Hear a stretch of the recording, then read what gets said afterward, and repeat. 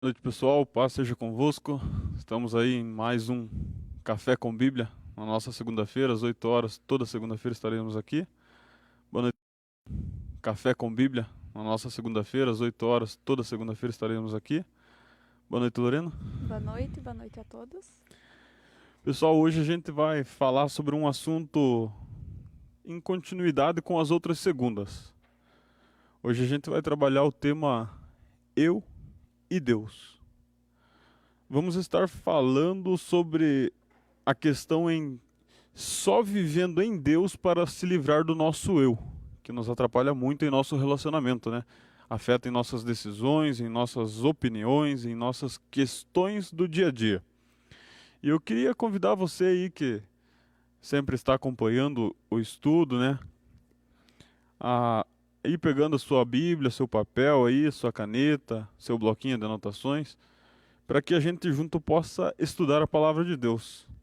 Para iniciar, como sempre, eu te convido agora a gente fazer uma oração, né? Para pedir a direção de Deus sobre esse estudo, para que a gente seja aqui instrumento de Deus a te passar informações preciosas da palavra de Deus. Não passaremos aqui o nosso entendimento, mas passaremos o estudo da palavra, passaremos versículos, livros, capítulos, aonde a gente encontra essas informações. Então, neste momento, junto conosco, curva a sua cabeça, feche seus olhos e vamos pedir a direção de Deus sobre as nossas vidas, sobre este estudo, sobre esta noite.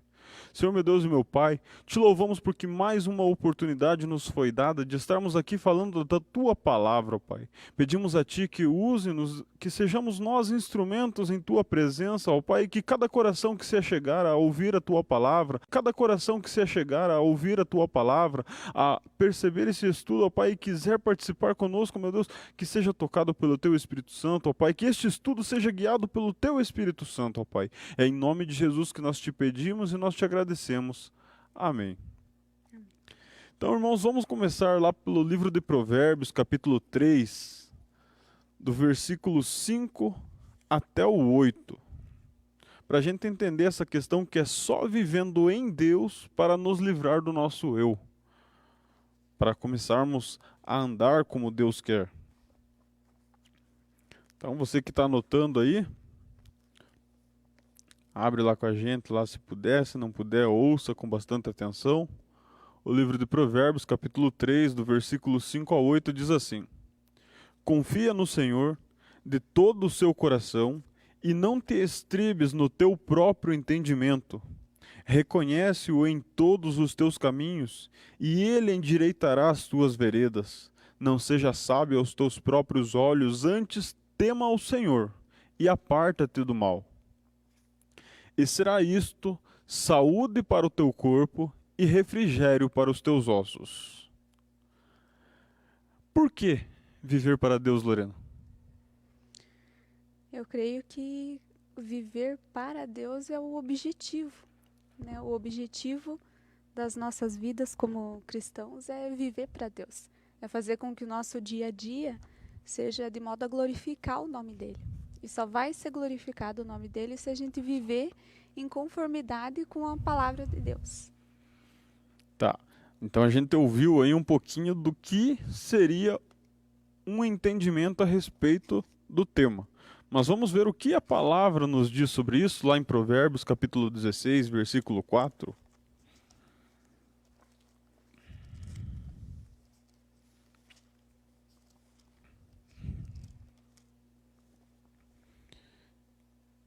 Você lê para mim, Lorena, Provérbios, capítulo 3, versículo 4? 16:4. Isso. O Senhor fez todas as coisas para determinados fins, e até o perverso para o dia da calamidade. Então a gente vê aí que Deus tem um propósito em tudo. Sim. E o que que você me diria sobre este versículo? Eu creio que tudo neste mundo, né, está sendo observado por Deus, né? Deus, ele é onisciente, onipresente, né? Ele está em todos os lugares, ele sonda e esquadrinha os nossos corações, e ele sabe com exatidão até mesmo o que os perversos irão fazer, até mesmo o que os seus servos irão fazer, né? Tudo está sob o controle das suas mãos, né? Mas é como a gente comentou na aula passada, né? tudo tem o livre-arbítrio, né? Tudo. Desde do perverso tem a opção de fazer o que é bom e o que não é, e aquele que é servo de Deus de continuar no caminho, segundo a vontade de Deus ou não. Então, olha, a versão NVI, no mesmo livro, no mesmo capítulo, no mesmo versículo, ela deixa mais entendido. Ela diz assim: o Senhor faz tudo com um propósito, e até os ímpios ele prepara para o dia do castigo. Porque Eclesiastes diz que todas as obras serão julgadas. Eclesiastes, capítulo 9 lá, diz que todas as obras serão julgadas, sendo elas boas e sendo elas más. Mas eu sempre comunico e converso com o pessoal do estudo de segunda, o pessoal que frequentava quando a gente podia se reunir, que a gente deve sempre estar lendo e perguntando os porquês. E eu perguntei aqui, quando eu estava montando o estudo, por que viver para Deus? Você já respondeu, a gente já leu um versículo. Mas qual a razão de tudo isso? Da gente descobrir que é só vivendo em Deus para nos livrar do nosso eu, para deixar aquelas perguntas que sempre está envolvendo o nosso ego em tudo. E a Bíblia me levou lá em Romanos capítulo 11, versículo 36, que tem até aquele louvor, né? Tudo é dele, por ele, para ele são todas as coisas. E lá em Romanos capítulo 11, versículo 33, ele diz: porque dele, e por meio dele, e para ele são todas as coisas. A ele, pois, seja a glória eternamente. Amém. Como se entende todas essas coisas? Aí a gente volta para o versículo 33 ali, que vai falar da sabedoria e as desígnias conhecimento e entendimento divino, que diz ó profundidade da riqueza, tanto da sabedoria quanto do conhecimento de Deus. E aí entra o que a Lorena falou sobre o Espírito Santo esquadrinhar os nossos corações, e vem depois de um ponto de exclamação, dizendo: quão insondáveis são os seus juízos e quão inescrutáveis os seus caminhos. Quem, pois, conheceu a mente do Senhor? Ou quem foi o seu conselheiro? Ou então quem primeiro deu a ele para que ele venha a ser restituído? E aí a gente entende então o que o próprio versículo deixa bem claro, né? Que tudo é para ele e essa é a razão pela qual tudo existe, incluindo eu e você, que acompanha o estudo aí. Porque Deus, ele é o sentido de tudo. Deus criou todas as coisas para a glória dele. O versículo 36 diz ali: a ele, pois, seja a glória eternamente. Amém. O livro do Apocalipse, no capítulo 4, se eu não me engano, diz que todo louvor e toda glória sejam dados a ele, pelos séculos dos séculos. Mas vamos voltar lá para Provérbios 16. Eu me baseei bastante em Provérbios hoje. E o livro de Provérbios, no capítulo 16, ele diz assim no versículo 1 e 2. Porque para a gente compreender só vivendo em Deus para nos livrar do nosso eu, a gente precisa saber o que Deus deixou escrito, né, sobre nós, sobre ele. E a Bíblia diz assim para nós, assim no versículo 1 do capítulo 16: o coração do homem pode fazer planos, mas a resposta certa dos lábios vem do Senhor. Todos os caminhos do homem são puros aos seus olhos, mas o Senhor pesa, prova, avalia, analisa o espírito, né? Porque o que a Bíblia diz para nós a respeito disso? A respeito disso, a Bíblia diz lá em Romanos, no capítulo 14, que o Espírito Santo testifica em meu espírito que eu sou filho de Deus. E é com essa testificação e validação que eu identifico que sou filho de Deus, que eu consigo compreender e entender que sou filho de Deus. A partir de quando? A partir do momento que, como a Lorena falou no início, a gente se baseia a nossa vida na palavra de Deus, a gente se baseando ali, o Espírito Santo começa a agir, porque Efésios capítulo 1, versículo 13, que é o versículo que eu mais gosto, que eu sempre cito ele, eu uso ele em vários estudos. Efésios 1,13 diz: ouvindo porventura alguém a palavra do evangelho da vossa salvação e tendo nele crido, foste selado com o Espírito da promessa. E aí já entra o versículo 16, 17, onde Paulo vem orando por aqueles que acabaram de recepcionar a palavra, crer nela, serem selados com o Espírito da promessa, e Paulo começa a orar para que estes venham ser cheios do Espírito de sabedoria e de espírito de conhecimento, na plena revelação de quem é Jesus Cristo. E Jesus Cristo é o exemplo que a gente pega de que deixou o seu eu de lado vivendo somente para Deus. A gente vai ver alguns versículos mais tarde ali a respeito desse tema, para ficar bem entendido, bem elaborado, né? E então, se Deus observa o homem e tudo depende dele, como a gente viu aqui em Provérbios 16, porque o Provérbios diz, né, o coração do homem faz muitos planos, porque quando a gente vive no nosso eu, no nosso interesse, a gente faz muitos planos, a gente faz várias atividades que levam o nosso pensamento longe, né, distante, mas a Bíblia diz que a resposta vem certa dos lábios do Senhor. Então, automaticamente eu estou entendendo o que Deus fala, Sim. né? Lá o livro de Hebreus diz para nós que nos tempos passados Deus falava pelos seus profetas. Hoje nos fala pelo seu Filho, o Filho do seu amor. O Filho cujo qual o Evangelho de João, capítulo 3, versículo 16, vem dizendo que por amor ao mundo, não por amor ao Jonathan, e nem por amor a Lorena, mas por amor ao mundo, e eu, o Jonathan e a Lorena está inserido no mundo, Deus deu o seu único Filho para que todo aquele que nele creia venha não perecer, mas venha ter a vida eterna. Você lê para mim o Evangelho de João no capítulo 3, versículo 36, Lorena, para ver o testemunho que Jesus apresenta a respeito da vida eterna? O quarto Evangelho? Porque aí a gente começa a entender que todos os caminhos do homem são puros aos seus olhos. O meu caminho é puro aos meus olhos, mas Deus vai provar o meu espírito. É o que o Provérbios 16, versículo 2 diz.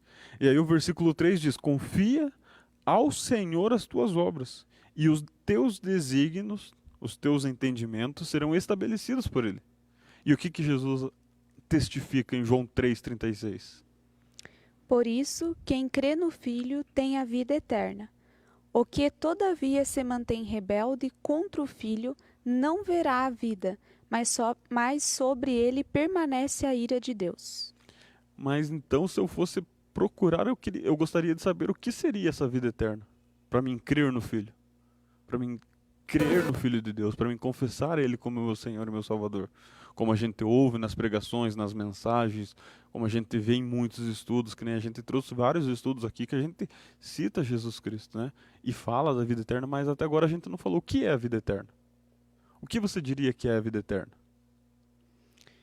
Eu creio que a vida eterna é viver por toda a eternidade com Deus, né? Com Jesus, é conhecê-los intimamente, né? Tá.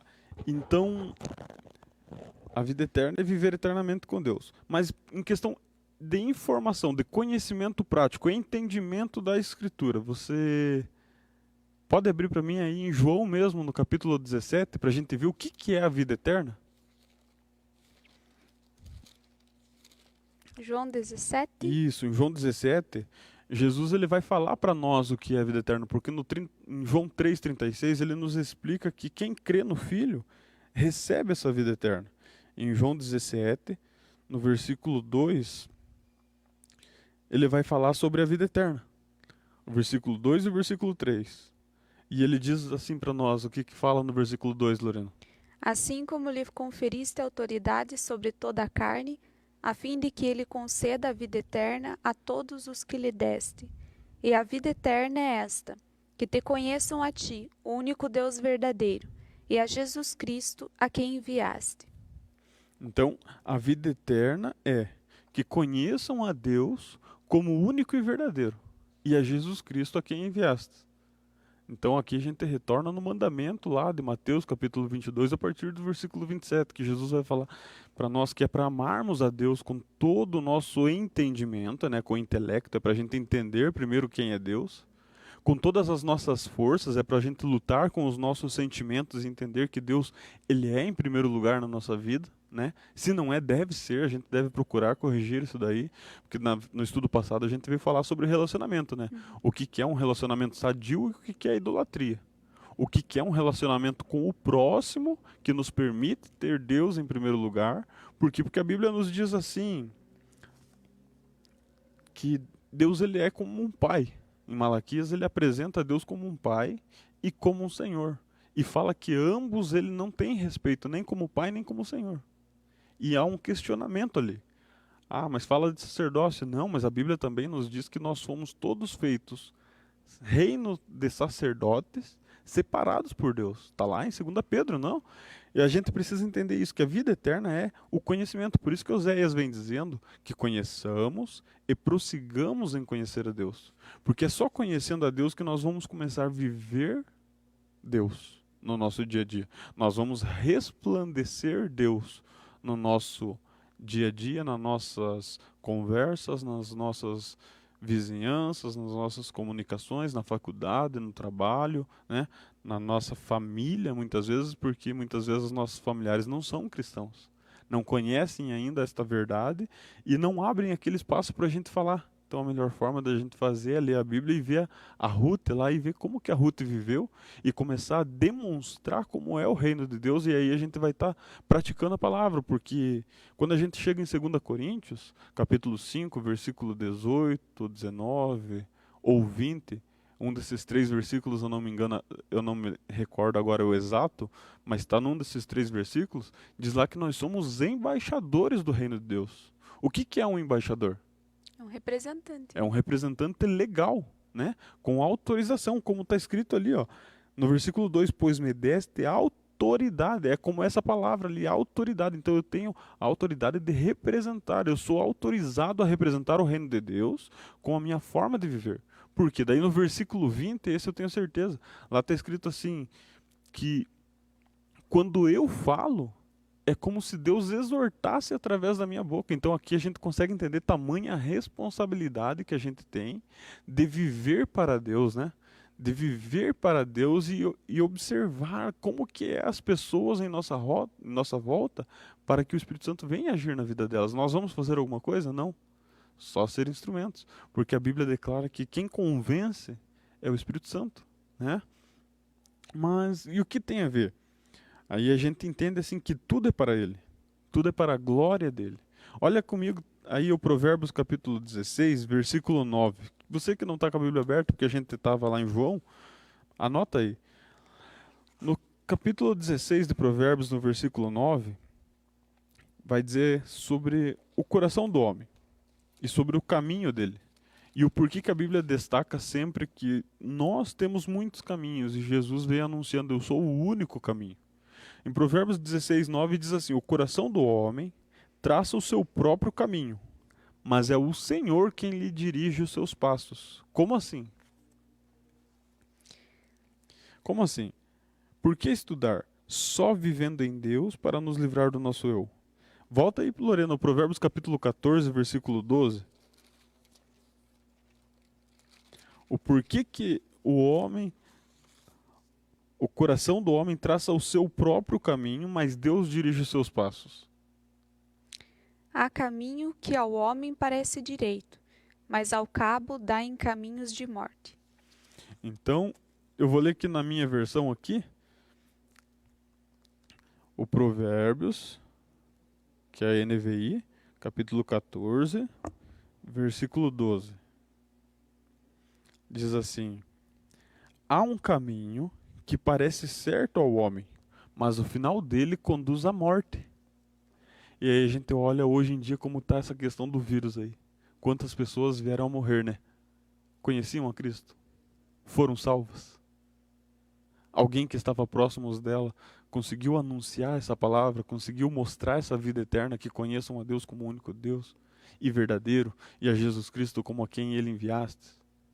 Porque é muito importante a gente conhecer esse contexto do que relaciona a vida eterna, de quem é Jesus Cristo como Senhor de nossas vidas e Salvador, o nosso Redentor, né? Como é o enviado de Deus, porque ele fala grandes coisas ali no Evangelho de João, no capítulo 17, que são informações preciosas para a gente entender, né?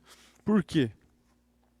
Aí eu coloquei assim: nós temos a opção de andar no caminho correto, guiado pelo Espírito de Deus.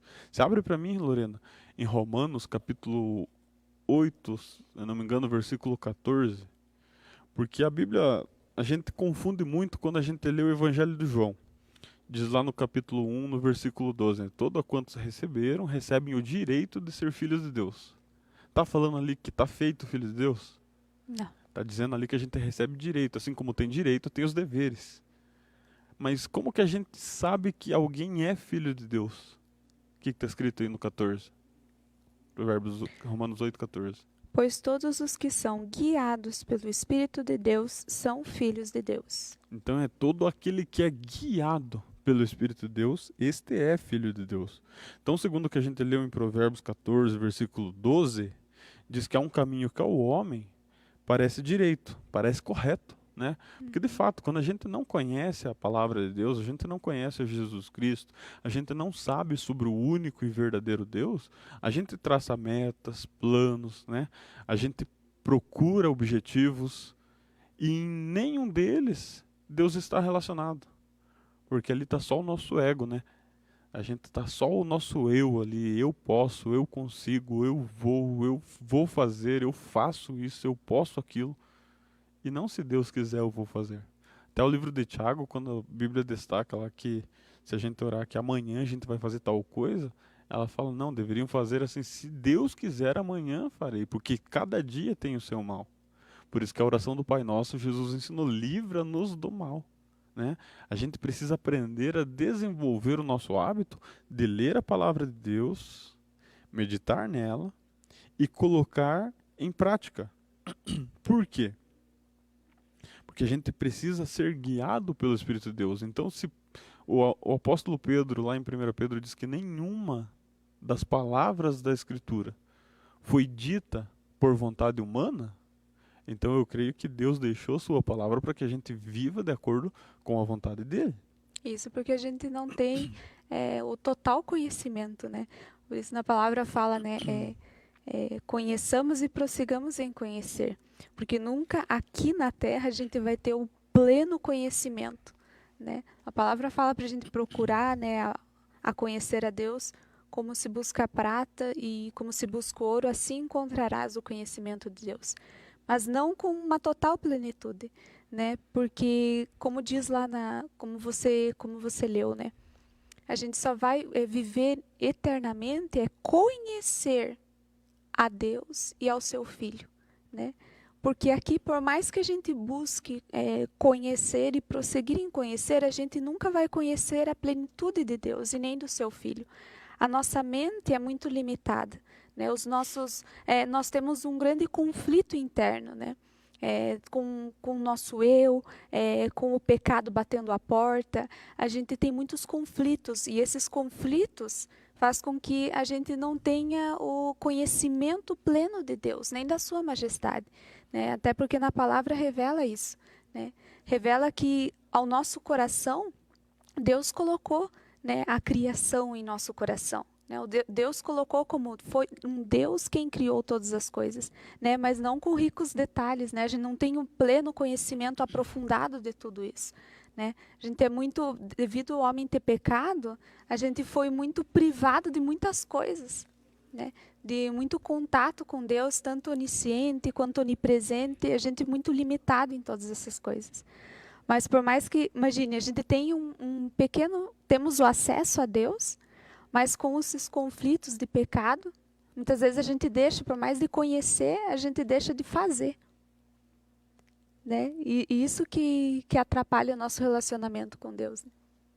Né? Porque a gente tem que sempre lembrar o foco da palavra, que é para a gente ler dia e noite, só que não apenas ler, é para não cessar de falar, é para você não deixar de falar. Até o livro de Colossenses, capítulo 4, lá no versículo 5, se eu não me engano, vai dizer para nós que é para aproveitar todas as oportunidades. Oportunidade para quê? Se é para você ler dia e noite e não cessar de falar, então, obviamente, seria a oportunidade de falar da palavra de Deus, né? De falar quem é o teu Deus. Eu chego em você e digo, nossa, como tua vida mudou, o que você vai me dizer? Vai aproveitar a oportunidade e vai anunciar a Cristo para mim. Quem mudou a tua vida? Aí eu começo a entender, nossa, Lorena tem uma vida diferente hoje. Mas qual a questão do homem ser guiado pelo Espírito Santo, andar pelo caminho correto, ser guiado pelo Espírito de Deus que hoje habita em nós? O apóstolo Paulo ainda diz, né? Não sabeis vós que sois templos do Espírito Santo de Deus? Aí eu marquei assim, ó, o homem, quando está sendo dirigido pelo Espírito Santo de Deus, sabe que do Senhor depende todas as coisas e que Deus pode lhe dar vitória independente das circunstâncias, né? O que que Davi fala para Deus? Uma coisa peço, lá no Salmo 27, uma coisa peço e a buscarei, que eu possa morar na casa do rei. O que que é? Eu vou pedir para me morar na casa do rei. O caso do rei que ele está dizendo ali, ele era o rei, ele está falando com Deus. Então, uma coisa eu peço, eu pedi. Outra coisa eu busco, eu vou persistir, eu vou perseverar, eu vou prosseguir, né? Eu não vou fazer aquela questão que eu vou orar agora e daqui a pouco já não nem sei o que falei mais. E vem aquela questão do pecado, né? Que muita gente assim se compromete, né? Até mesmo nós mesmos, né, se comprometemos, eu não vou mais pecar nisso, né? Eu não vou mais errar nesta questão na minha vida que tem sido uma dificuldade enorme para eu vencer. Daí você vai e cai e já desanima. Não, eu não, nem vou lutar mais, estou vendo que eu não vou conseguir, que eu não vou vencer. Mas aí vem a palavra que você disse, né? Davi, ele persistia, né? Eu caí aqui, né? Mas eu vou pedir perdão para Deus, eu vou persistir, eu vou habitar com Deus, eu vou morar com Deus. Então, você persistir, você lutar, que por mais que você saiba que você é pecador e sujeito ao pecado, você sabe que o que venceu ao pecado está com você. Então, se Deus está com você, Ele vai te ajudar a vencer esse pecado que muitas vezes para você é muito suscetível, né? Que nem a questão do pecado, é muito importante a gente compreender o que ele faz e o que ele não faz, né? Porque Jesus iniciou pregando, né? Arrependei-vos, porque é chegado o reino dos céus. Davi no Salmo 51, para a gente entender a questão de ser cheio do Espírito Santo, a questão de tomar a decisão correta, de saber o que falar, de saber onde recorrer, né? Assim, no Salmo 51, no versículo 7, ele fala assim para Deus: purifica-me com isopo e ficarei limpo, lava-me e ficarei mais limpo do que a neve. O que que tem a ver? No versículo 10 ele vem dizendo assim, aí do 7 ao 9 ele vai falar sobre o pecado dele. No 10 ele vai dizer para Deus assim: cria em mim, ó Deus, um coração puro e renova dentro de mim um espírito inabalável. Aí no 11 ele implora por algo, ele se humilha, porque a Bíblia sempre destacou que os humilhados serão exaltados. Então ele, como rei, ele se humilha diante de Deus e diz no versículo 11: não me retires da tua presença e nem retires de mim o teu Espírito Santo. Restitui-me a alegria da tua salvação e sustenta-me com um espírito voluntário. Por quê? Porque ele sabia que um espírito quebrantado era o que agradava a Deus, que Deus não rejeitaria um espírito quebrantado diante deles, né? Daí ele fala no versículo 15 assim, ainda diz ali: abre, Senhor, os meus lábios, e a minha boca manifestará os teus altos louvores. Pois eu sei que não te comprases em sacrifícios, do contrário, eu te daria todos os holocaustos. Mas sacrifícios agradáveis a Deus é um espírito quebrantado, no versículo 15. Porque a gente precisa entender isso. Como que Davi demonstrou essa questão do homem que é guiado pelo Espírito Santo? Ele é dependente de Deus em todas as coisas. E ele sabe que Deus pode lhe dar vitória em todas as áreas, em todas as circunstâncias, em qualquer meio.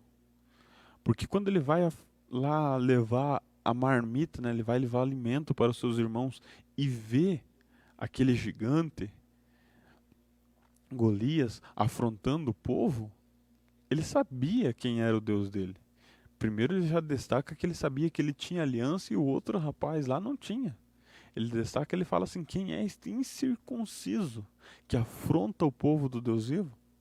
Enquanto Golias vinha a ele confiando na sua armadura, na sua experiência de guerra, na sua espada, Davi vai a ele somente em nome de Deus. E ele ainda fala, né, lá em 2 Samuel, ele ainda fala para Golias, ainda fala assim: tu vens a mim com espada e eu vou a ti em nome do Deus dos exércitos, do Deus vivo. Outro que confiava nas promessas de Deus, independente das circunstâncias, é Abraão.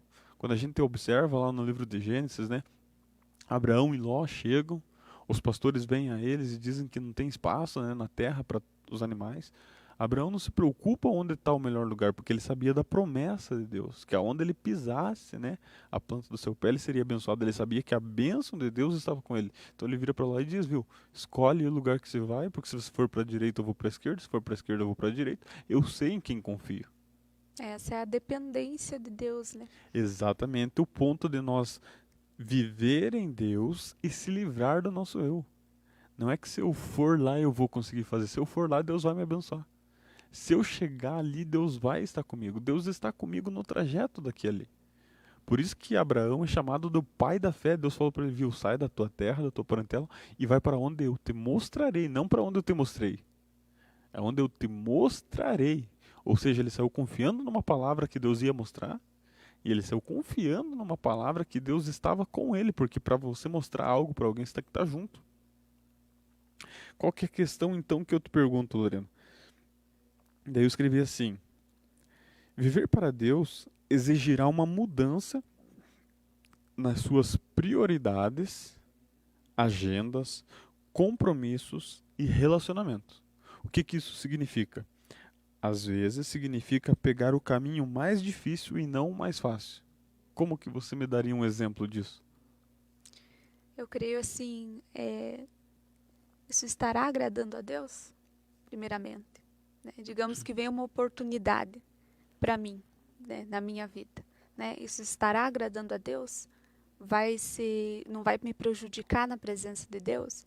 Né? Eu creio que essas perguntas que a gente tem que fazer, porque é primeiro buscar o reino de Deus. Prioridade sempre tem que ser a Deus. Amará o teu Deus de todo o teu coração, né? Então, o modo de você demonstrar o amor a Deus é você colocar Ele como prioridade em sua vida, até mesmo em suas escolhas, né? Se você colocar Deus como prioridade em suas escolhas, você está com, digamos assim, uma menor porcentagem de você errar, né? Porque a gente tem que ter aquela atenção, né? Eu tenho que viver segundo a vontade de Deus. Então, isso está de acordo? Né? E ali, quando você leu em Provérbios, isso remete muito isso. Né? Por mais que os nossos corações façam planos, e nosso coração é perverso e enganoso. Né? Então, eu posso traçar alguns objetivos e metas que não estão segundo a vontade de Deus para a minha vida. Né? Mas, mesmo assim, Deus conduz os nossos passos. Se a gente entregar todos esses objetivos, esses sonhos, esses projetos na mão de Deus, né? Se assim for e acontecer, era da vontade de Deus, porque desde o início eu entreguei segundo o desejo dele. Senhor, se cumpra conforme a tua vontade. Então é descansar no Senhor, né? E isso de Deus estar no controle, né? A gente viver segundo a vontade dele, remete um mal do século, né? Que é a ansiedade. Muita gente é dominado por tomar remédios para controlar a ansiedade, né? E a ansiedade vem o quê? De querer saber o que vou fazer amanhã, né? Eu tenho isso e mais aquilo para fazer, eu tenho isso e mais isso para pagar, eu tenho os meus compromissos, o que eu vou fazer quando eu levantar, quando eu acordar amanhã? E isso entra muito no versículo que você tinha falado também, né? Se assim o Senhor Deus permitir, eu farei, né? O amanhã pertence a Deus. Nós não sabemos o que irá acontecer conosco, né? A palavra de Deus também fala em Eclesiastes que a nossa vida é como uma fumaça, né? Ela vem e ela logo passa. Então, a nossa vida é muito curta aqui na Terra, né? E convém que o pouco dela que nós temos, a gente dê glórias e honras a Deus, né? Que esse é o objetivo principal da nossa vida aqui na Terra, né? É fazer com que todas as pessoas que olhem para nós consigam ver a Jesus, né? Com o pouco de conhecimento que temos, isso é uma questão de humildade que todo cristão deve ter. Eu não conheço a palavra de Deus 100%, porque ela se renova todos os dias, né? Eu tenho que ter aquele pleno conhecimento de que é só Ele que vai me abençoar, é só Ele que vai me conceder os milagres que eu preciso, que a minha vida é para Ele, a minha vida pertence a Ele, e que todos os projetos da minha vida só irão acontecer se for da vontade dele, né? É igual eu tinha comentado, né, a aula passada sobre isso, que às vezes a gente está em algum local que não estava nos nossos projetos, né? Estamos em um trabalho, ou estou numa escola, eu estou em um local que não era da minha vontade.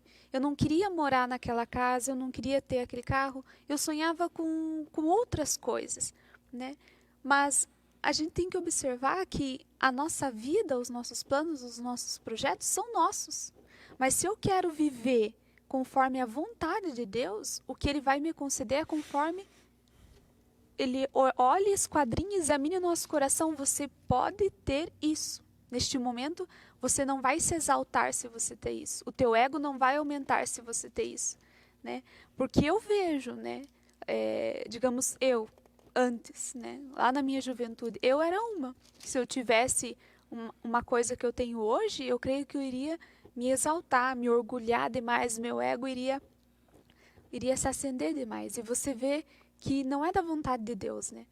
Ele se atenta ao coração humilde, né? Um coração dependente de Deus, né? Eu creio que Deus dá a cada um de nós conforme a nossa necessidade, conforme o que Ele der, e não vai nos fazer pecar, vamos colocar assim, né?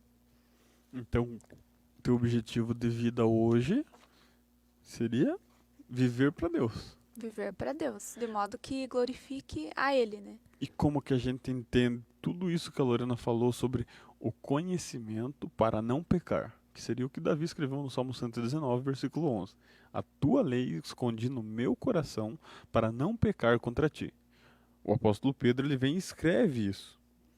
De como o entendimento vem? Lá em 2 Pedro, capítulo 1, versículo 3, ele diz assim, ó: visto como pelo seu divino poder nos tem doado todas as coisas, que conduzem à vida. Qual vida? Aquela vida eterna que Jesus falou. E também a piedade. Como? Pelo conhecimento completo daquele que nos chamou para a sua própria glória. E entra o que se falou, glorificando a Deus, para a sua própria glória e virtude, pelas quais nos têm sido doados as suas preciosas e muito grandes promessas. Hoje você não se vangloria mais porque você sabe que o que você tem não é nada perto do que Deus tem para te dar. Então só tem a render glórias a Ele pelo que Ele já deu, pelo que Ele já doou, porque muito grandes promessas ainda estão por vir, para que por elas vos torneis coparticipantes da natureza divina. E aí diz, aquela mulher é abençoada, aquele homem é abençoado, porque participa na vida dele as bênçãos de Deus. Como? Quando vem essas promessas e a gente é co-participante da natureza divina, o versículo 4 diz assim, livrando-vos das corrupções, das paixões que há no mundo. Então os sentimentos que acontecem lá no mundo já não geram-se dentro do meu coração. Porque aqui dentro do meu coração, segundo Efésios 6, tem um escudo, né? Um escudo que me blinda, que me protege, porque eu entendi que é ler de dia e de noite e não cessar de falar, né? É anunciar a palavra de Deus, é entender que quando eu falo com alguém, é como se eu estivesse exortando aquela pessoa. Mas eu? Não. Deus através de mim. E aí muitas vezes a gente fica ali sentado no banco, de joelho, orando, num culto de oração, dizendo para Deus, faz de mim um instrumento teu. Eu quero ser um instrumento, eu quero ser usado. Mas na hora de abrir a boca, não deixa Deus falar, né? Não fala coisas da palavra dele. Não deixa o Espírito Santo agir na vida, né? Quer guiar as suas próprias conversas, as suas próprias atitudes, o seu próprio jeito de viver. Mas e Deus? Eu estou vivendo para mim ou para Deus daí? Porque a gente precisa entender assim. Porque o que acontece? Aí o versículo 5 diz assim, por isso mesmo vós, reunindo toda a vossa diligência, associal com a vossa fé e virtude. Com a virtude, o conhecimento. E com o conhecimento vem o domínio próprio. E com o domínio próprio vai vir a perseverança, porque você sabe quem está contigo. Então, você não simplesmente quer, você sabe que você pode ter, porque Deus vai dar. A Bíblia diz aqui que Ele doou, de forma que você seja abençoado. Então, junto com o domínio próprio vem a perseverança, junto com a perseverança vem a piedade. Então, você é uma pessoa diferente. Os sentimentos do mundo, que fala das corrupções e das paixões que há no mundo no versículo 4, já não dominam mais a nossa vida. Porque a partir de agora eu não vivo mais para mim. Não é o meu eu que importa mais, o que eu quero, o que eu posso, o que eu consigo, o que eu desejo. Uma coisa peço e a buscarei, que eu possa morar na casa de Deus, para contemplar a sua glória. Que os altos louvores dele estejam na minha garganta. O Salmo 149, versículo 6 diz assim, que cânticos espirituais estejam nas vossas gargantas e louvem ao vosso Deus que estás nos céus. O Salmo 115 diz que é do Senhor a glória e somente a Ele a glória. O Jeremias, capítulo 17, capítulo 13, versículo 16 e 17, ali, se eu não me engano, Jeremias fala assim, deem glória a Deus. Deem glória a Deus. Porque senão chorarei por vós que estareis sendo levados cativos novamente, tendo as vossas mentes aprisionadas, colocadas numa caixinha onde impedem a gente de pensar. Mas quando o Espírito Santo vem, ele nos liberta, né? Ele nos enche, ele nos capacita, ele nos transforma. E aí o que acontece? Por quê? Porque a gente tem o conhecimento que causou o domínio próprio, que causou a perseverança, que causou a piedade, que fez a fraternidade, e da fraternidade veio o amor, que excede todo entendimento. Que o apóstolo Paulo lá no Coríntios 13 diz que se eu falar em língua, se eu profetizar, se eu fazer isso, se eu fazer aquilo e não tiver amor, de nada vale. E se a gente for pensar assim, o desejo de Deus, creio que é que todos sejam salvos, né? Então, eu vejo muito nisso, nós cristãos que desejamos viver segundo a vontade de Deus, né? E renunciar ao nosso eu, é você desejar que o teu próximo seja salvo. Mas vem aquela questão, eu estou orando há tanto tempo, né? E Deus não me responde. Mas ali você leu a perseverança, né? Você perseverar é você crer que Deus pode salvar aquela vida, que Deus pode transformar aquela vida, né? Que Deus... É orar com sabedoria, né? Exatamente, você orar crendo que o milagre vai acontecer, né? Você não realmente não viver por vista, você viver por fé, assim como Abraão, né? Que foi não vendo a terra que ele iria, mas assim pela fé, né? Pela palavra de Deus, ele foi e creu e recebeu. Né? Então, assim, é realmente este ponto assim que muitas vezes machuca muita gente. Tô tantos anos, né? Eu oro e não vejo transformação. Eu oro e não vejo aquela pessoa sendo voltada para Deus. Não vem comigo na igreja, né? Tá no lamaçal do pecado. Mas você perseverar firme, né? Não lutar contra a carne e contra o sangue, não lutar contra a pessoa, lutar com palavras, criar brigas, discussões para mostrar eu sou do certo, né? A palavra é do certo. Não você forçar a pessoa a ver que ela está errada, né? Você lançar a palavra de Deus na vida dela e descansar no Senhor realmente. Você mostrar sim, porque se você se calar, você estará pecando, diz a palavra. Então você mostrar para aquela pessoa que aqui a palavra, assim desta maneira dela viver, estará certo. E descansar em Deus e deixar Deus agir. E perseverar no milagre. Que a gente tem que crer que a vitória é certa. Né? Vamos pegar um gancho na tua questão da salvação, né? Eu vou orar para que você seja salva, Lorena. Eu quero que você seja salvo. Eu quero anunciar a palavra para você e eu vou orar. Isaías capítulo 62, eu não vou lembrar o versículo agora, mas vai falar que o sentinela, ele deve lembrar o seu guardador. Lá fala o texto declara que o sentinela lembre o seu guardador, né? O que eu vou lembrar? A Bíblia lá em 1 Timóteo, não lembro se é 1 Timóteo ou 2 Timóteo, capítulo 2 lá, versículo 6, diz que a vontade de Deus é que todos sejam salvos e cheguem ao pleno conhecimento dele. Então, se a vontade dele é que todos sejam salvos, eu vou orar por você. O que eu vou orar? Pai, eu oro para que a Lorena seja salva, porque a tua palavra declara que teu desejo é que todos sejam salvos. Quem que é o sentinela? O sentinela sou eu. Quem que é o meu guardador? Deus. Mas Deus precisa ser lembrado? Claro que não. É eu que preciso ser lembrado. Por isso que é para mim ler de dia e de noite e não cessar de falar disso. É isso E que diz então a vai estar palavra, né? fixado na minha mente, vai estar gravado no meu coração e vai estar na prática no dia a dia. E aí o que eu estou fazendo? Estou cumprindo a palavra. Cumprindo com êxito? Claro que não, eu sou pecador, eu erro, eu falho. Mas daí vem o livro de Tiago e diz: tornai-vos, pois, praticantes do evangelho, e não somente ouvintes, enganando-vos a vós mesmos.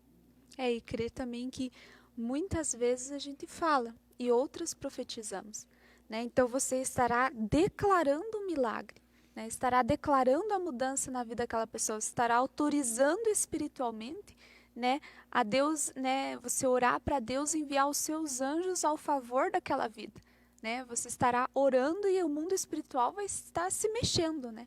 Porque realmente é o que ligares na terra será ligado no céu. Que nem a questão assim, viver em Deus para se livrar do nosso eu, né? Uhum. É o tema do estudo, é o assunto do nosso estudo. Viver em Deus para se livrar do meu eu. Se eu chego em João capítulo 15, versículo 16, eu entendo lá que não fui eu que escolhi a Deus, né? Jesus ele está anunciando, ele começa: não fostes vós que escolhestes a mim, eu escolhi a vós outros, e vos designei para que vades e deis fruto. Só que não é assim, Lorena, hoje Jesus te escolheu e mandou que você fosse e desse fruto. E você foi e deu. Só que não é para você simplesmente dar fruto. O versículo continua: e que o vosso fruto permaneça, ou seja, você vai ter que cuidar, você vai zelar, você vai orar, né? 1 Samuel, se não me engano, no capítulo 12, versículo 23, Samuel diz assim: pecaria eu contra Deus se não orasse por vós. O que eu entendo ali? Então a gente só precisa dar uma refletida, né? O texto falou tudo. Deixar de orar também pode ser pecado. Ele fala lá: deixaria eu de orar por vós. Pecaria eu se eu deixasse de orar por vós. Mas como que acontece para mim dar frutos? Porque João capítulo 15 vai falar sobre aquele galho ligado na videira que não dá fruto e é cortado fora, né? Então se eu não dou fruto, o galho foi para o fogo. Então a gente só precisa fazer o trocadilho de palavras ali e a gente vai entender o texto. Mas a importância é eu dar frutos, porque o resultado do versículo é assim: não fostes vós que me escolhestes, eu escolhi a vós outros e vos designei para que vades e deis fruto, o vosso fruto permaneça, a fim de tudo quanto vocês pedirem ao Pai, Ele faça em meu nome. Então, para uma oração minha ser respondida, eu preciso ter fruto. Para mim dar frutos, eu preciso ler 2 Pedro, capítulo 1, do versículo 3 ao versículo 7 e entender. Porque no versículo 8 diz assim: porque estas coisas existindo em vós, que coisas? Conhecimento, domínio próprio, perseverança, piedade, fraternidade e amor. Estas coisas existindo em vós e em vós aumentando, ou seja, não é apenas para existir, mas é para ter um grau elevado, né? É para ter um aumento diário, porque o Espírito Santo vai estar agindo, vai estar renovando o entendimento, o conhecimento, vai estar aumentando o amor, vai estar aumentando a fraternidade, a piedade, ele vai estar trabalhando na vida da pessoa. Então, aumentando em vós, fazem com que não sejais inativos. Ou seja, se aumentar isso daí, se aumentar em você, Lorena, você não vai ser inativo. E você também não vai ser infrutuosa no pleno conhecimento do Senhor Jesus Cristo. Pois aquele a quem estas coisas não estão presentes é cego. O versículo 9 diz assim: pois aquele a quem estas coisas não estão presentes é cego, vendo só o que está perto, esquecido da purificação dos seus pecados de outra hora. Porque quando eu tenho entendimento, eu compreendo que eu preciso me arrepender, porque o pecado me afasta de Deus e faz com que minha oração não seja ouvida, não seja respondida, né? Se eu não tenho conhecimento, eu vou ser perverso, eu vou ser ruim, eu vou ser grosso, eu vou ser estúpido, eu vou ser uma pessoa mal encarada, de mau caráter, eu não vou ser piedoso, eu vou ser muito mal, eu vou ser um péssimo exemplo. Mas quando o conhecimento vem em mim, e aí ele diz assim no versículo 10: por isso, irmãos, procurai com diligência, ou seja, com persistência, com insistência, cada vez mais, confirmar a vossa vocação e eleição, porquanto procedendo assim, não tropeçais em tempo algum. Vocês sempre vão andar em caminho certo. Qual o caminho certo? Jesus falou: eu sou o único caminho, a única verdade e a única vida que o meu Pai falou para vocês, que vocês vivam a vida eterna. Viver como? Colossenses capítulo 2 diz para nós, se o conhecemos, que andemos como ele andou, né? Por quê? O versículo 11 diz assim, pois desta maneira é que vos será amplamente suprida a entrada no reino de nosso Senhor Jesus Cristo. Então, se eu não faço isso daqui, se eu não tenho isso daqui, é porque eu não estou dando fruto. É porque eu tenho sido cego e é porque eu sou totalmente ao contrário do texto ali. Eu sou uma pessoa de má índole, eu sou tudo que o texto não está dizendo. E está dificultada a minha entrada no reino dos céus. Sem contar que aquele que não dá fruto é jogado no fogo, né? Mas qual a relação de tudo isso? Porque a gente estudou da vez passada a vontade de Deus, né? E estudando a vontade de Deus, vamos lá para João, capítulo 17.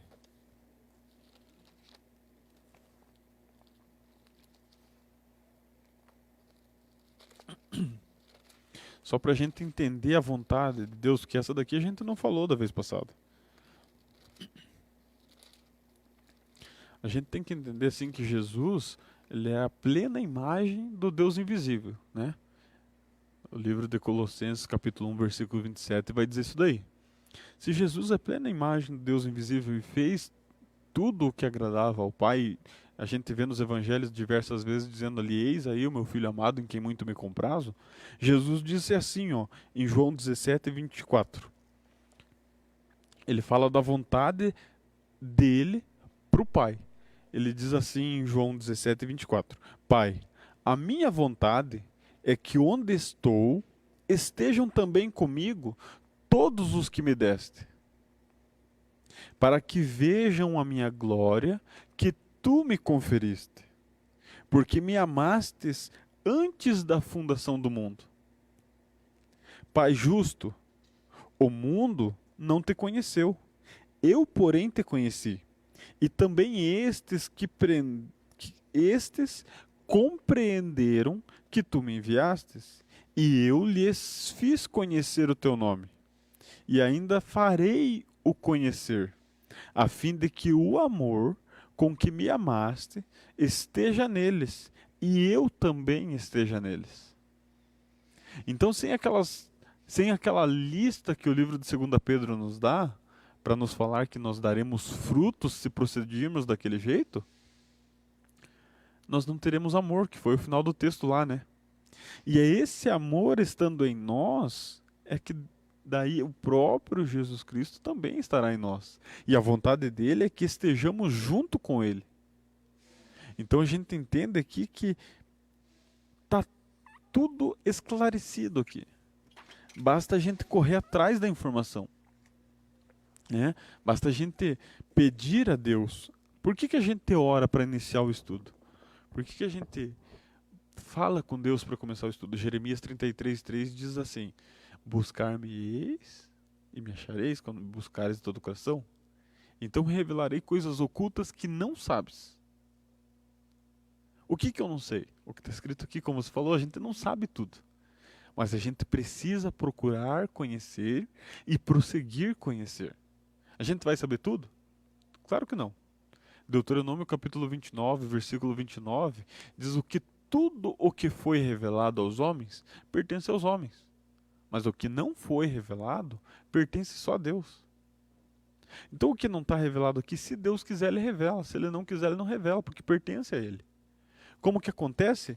Que Jesus fala no versículo 26 de João 17, eu fiz eles conhecerem o teu nome e ainda mais o farei. Como assim? Porque Mateus capítulo 11, versículo 27, se eu não me engano, Jesus diz assim, ninguém conhece o Pai senão o Filho, e ninguém conhece o Filho senão o Pai, e aquele a quem o Filho quiser se revelar. Mas como que fica essa questão então de eu viver para Deus e deixar o meu eu de lado? Eu coloquei assim, para quem você vai viver? Para você mesmo ou para Deus? Não se preocupe, Deus lhe dará tudo o que for necessário se você apenas fizer a escolha de viver por Ele, que foi o que a gente leu em 2 Pedro capítulo 1, versículo 3, que vem o amparo de Deus ali, né? Então, o que a gente entende do estudo nesta noite? que hoje Deus te convida, eu, você que está acompanhando o estudo, a viver para Ele, para a glória dele, cumprindo os propósitos que Ele estabeleceu para você, assim como Cristo. Qual o propósito que Deus estabeleceu para Cristo? Para a gente encerrar, que já estamos chegando ao final aí, vamos abrir lá em João capítulo 12, aí em João onde a gente está, mas no capítulo 12 agora, no versículo 27 e 28. Para a gente destacar uma coisinha aí. João capítulo 12, versículo 27 ao 28. Jesus ele fala dessa forma assim, em João 17, em João 12, versículo 27 e 28. Ele fala: Pai, glorifica o teu nome. E então uma voz do céu veio e disse: Eu já o glorifiquei, e ainda o glorificarei. A multidão, pois que ali estava, tendo ouvido a voz, dizia ter ouvido um trovão. E outros diziam: foi um anjo que falou. Aqui que a gente entende aqui que quem tem relacionamento com Deus compreende a voz de Deus. E quem não tem relacionamento com Deus não compreende a voz de Deus. Mas qual que é a relação do assunto que a gente está falando? Agora a gente vai para Mateus, capítulo 22. E a gente está chegando ao fim aí. Então acompanha lá o livro de Mateus que a gente já vai encerrar. Capítulo 22, versículo 37. Mateus 22, 37 e 38.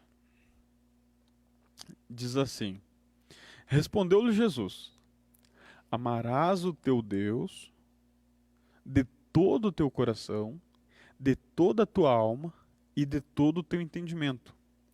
Este é o grande mandamento e primeiro. Então o que a gente precisa? Viver para Deus. Deixar o nosso eu de lado. E Deus cuidará de nós. Ele nos criou e nos formou. E nos chamou para Ele.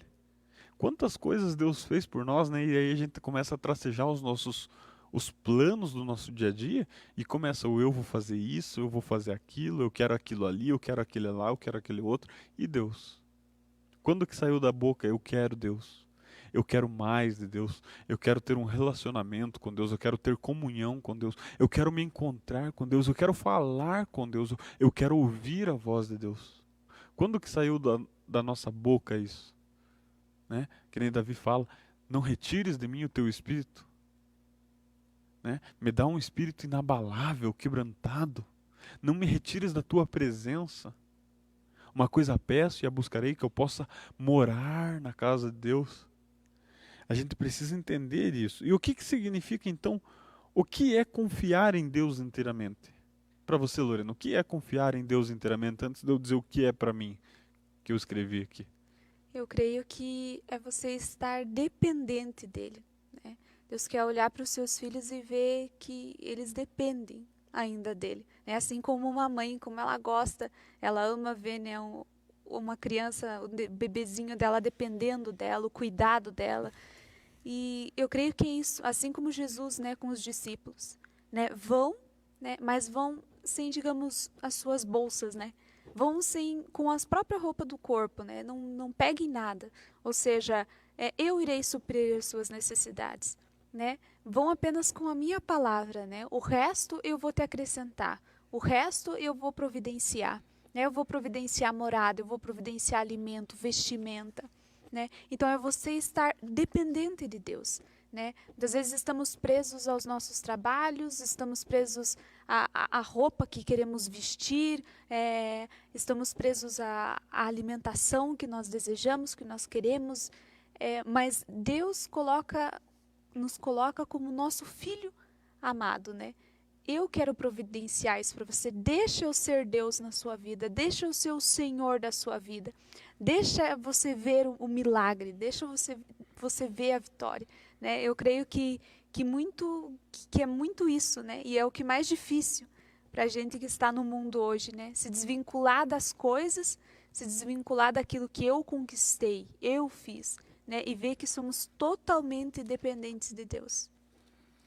Então, aí a Lorena deixou aí a reflexão do que ela diria, né, sobre o que é confiar em Deus inteiramente. Eu quero ler aqui uma palavrinha que eu vou ler o livro de Efésios e para encerrar a gente vai ler o livro de Hebreus.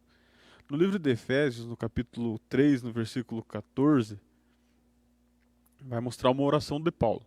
E ele fala assim: por esta causa, me ponho de joelhos diante do Pai, de quem toma o nome de toda a família, tanto no céu quanto sobre a terra, para que, segundo a riqueza da sua glória, vos conceda que sejais fortalecidos com poder mediante o seu Espírito no homem interior. Né? No homem interior. E assim venha a habitar Cristo no vosso coração, pela fé, estando vós arraigados e alicerçados em amor, que nem a gente estava lendo lá em 2 Pedro, em amor, a fim de que assim possais compreender com todos os santos, aí entra a comunhão, né? Com todos os santos, qual é o que? A largura, o comprimento, a altura e a profundidade. E assim conhecer o amor de Cristo que excede, vai além do nosso entendimento. Por isso que lá em João 17, 24, ele diz: fiz eles conhecer o teu nome e ainda farei-os conhecer. Por quê? Porque ainda tem mais. Para que sejais tomados de toda a plenitude de Deus. E aí então teremos uma informação ressarcida, nova, estabelecida pelo próprio Senhor Jesus, né? E eu marquei assim para mim aqui o que é confiar em Deus inteiramente. Para mim eu coloquei assim: significa crer que Ele sabe o que é melhor para nós, para a nossa vida, e esperar que Ele cumpra as suas promessas. Eu ter convicção de que Deus, Ele é como a Bíblia diz, Deus é fiel e justo para cumprir o que prometeu. E aí vai de eu entender e ler a Bíblia e saber o que Ele prometeu para mim, né? O que eu preciso seguir? O que eu preciso fazer? Paulo diz assim: sedes imitadores de Cristo, assim como eu o sou. O que ele está falando? Para imitar Ele? Não, para fazer como Ele, imitar a Cristo. Quem é esse Cristo, esse Jesus Cristo? Ele é o exemplo perfeito, Ele é a imagem do Deus invisível e Ele quer ser Senhor da minha e da tua vida, né? Mas para a gente encerrar aqui, para você entender a questão de que leia, medite na palavra de Deus, procure se achegar a Deus com confiança, né? Crendo que Ele existe. Leia 2 Pedro capítulo 1 lá, do versículo 3 até o versículo 10 lá. Tenha desejo de ter aquela lista, né, em você. Que você tenha conhecimento, que você tenha sabedoria, que você tenha perseverança, que você tenha amor, que você seja piedoso, que você seja cheio do Espírito Santo, que você seja completo do amor de Deus, que você seja ressarcido pelo amor de Deus, que você seja recheado, né? Que você seja transbordante do amor de Deus, porque assim você vai estar amando a Deus sobre todas as coisas. E você vai estar demonstrando este amor que Deus coloca em você para o próximo. E aí você está fazendo o que Jesus falou: ama a Deus sobre todas as coisas e o teu próximo como a ti mesmo. E quando você for orar, faça isso que a palavra diz aqui, ó. Para você entender quem é Jesus Cristo, lá em Hebreus capítulo 4, eu não vou esperar você achar, você marca aí e lê depois. Lá em Hebreus capítulo 4, versículo 14, vai falar de Jesus. Fala assim: tendo, pois, a Jesus, o Filho de Deus, como grande e sumo sacerdote que penetrou os céus, conservemos firmes a nossa confissão. Quem é ele? Daí o versículo 15 diz assim: porque não temos sumo sacerdote que não possa se compadecer das nossas fraquezas, porque antes ele foi tentado em todas as coisas à nossa semelhança, vírgula, mas sem pecado. E aí vem o versículo 16 para nós entendermos que, tendo este sumo sacerdote, né, tendo este Deus que deu o seu único filho por nós, tendo esse Jesus Cristo sentado à direita do Deus Pai, né, nós podemos hoje fazer o versículo 16. Acheguemo-nos, portanto, confiadamente. Por isso que eu coloquei a pergunta: o que significa confiar em Deus inteiramente? Então, acheguemo-nos, portanto, confiadamente junto ao trono da graça, a fim de recebermos misericórdia e acharmos graça para socorro em ocasião oportuna. Por que melhor oportunidade do que essa que estamos vivendo hoje, no dia a dia? Deu para entender? Deu. Então a gente fica a pergunta, ou deu para entender tudo ou não deu para entender nada, né? Mas a gente agradece você que esteve acompanhando aí, você que mais tarde vai estar visualizando o vídeo, né? Porque a gente recebe bastante mensagem lá do pessoal que vê depois. Então, que Deus te abençoe, que o teu coração esteja cheio, que a tua vida seja cheia do Espírito Santo, que você seja guiado pelo Espírito Santo de Deus. E hoje foi aí mais um estudo do nosso Café com Bíblia, toda segunda-feira. Esteja acompanhando aí as demais programações da igreja, aí estará da semana inteira, né? Todo dia tem alguma coisinha postada lá ao vivo, tem alguma coisinha para você acompanhar, ser edificado na palavra. Já voltamos com os cultos presenciais, né? Controlado o número de pessoas, mas já voltamos, você já pode vir louvar a Deus. E eu agradeço a tua presença, a tua paciência, né? Perdoa alguma coisa aí que a gente tenha falado errado, né? Que a gente precisa conhecer sempre cada vez mais, aprender cada vez mais. E amanhã culto de oração. Então eu te convido agora nesse momento, assim como a gente orou para iniciar, a gente orar para finalizar, né? Para que Deus esteja conosco, para que Deus nos abençoe, porque oração nunca é demais e a gente não paga nada. É edificante na nossa vida, é transformador. Então, aí onde você está, curva a tua cabeça, com um sinal de fé mesmo. Creia que Deus está te ouvindo. Não ouça apenas trovão, ouça Deus falando com você. Então, fecha os teus olhos, curva a tua cabeça e vamos falar com Deus.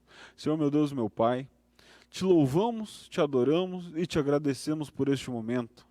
Obrigado, Senhor, por estarmos aqui. Obrigado, ó Pai, pela tua palavra que nos traz conhecimento, que nos traz informação, que nos traz sabedoria, ó Pai. Que tenhamos forças para praticar a tua palavra no dia a dia, ó Pai. Te pedimos que dai-nos uma boa noite de descanso, guardado e protegidos por ti, ó Pai. Estejas conosco no dia a dia, livra-nos do mal, ó Pai, a todo instante. E que as tuas bênçãos estejam sobre nossas vidas, ó Pai. E é em nome de Jesus que eu te peço por todo aquele que esteve acompanhando. Em nome de Jesus. Amém. Boa noite. Paz seja convosco. Boa noite. Deus abençoe.